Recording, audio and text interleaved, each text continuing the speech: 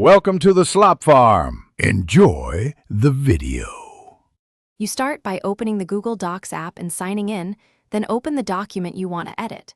Tap the plus insert icon at the top or bottom of the screen to access insert options. Choose Drawing and then New.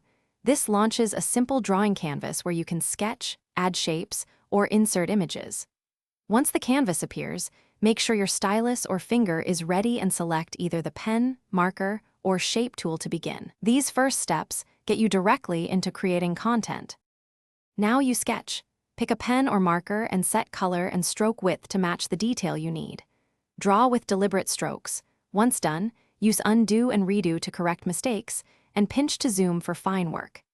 Add shapes or text boxes to structure the drawing, then move and resize items with touch gestures. Make sure to use the arrange or order controls to layer elements correctly so nothing hides unintentionally. These mid-stage refinements turn a rough sketch into a clear, shareable image. Finish by tapping Save and close to place the drawing inside your document, then reposition or resize it with touch gestures so it fits the layout. If you need to change anything later, tap the drawing and choose Edit.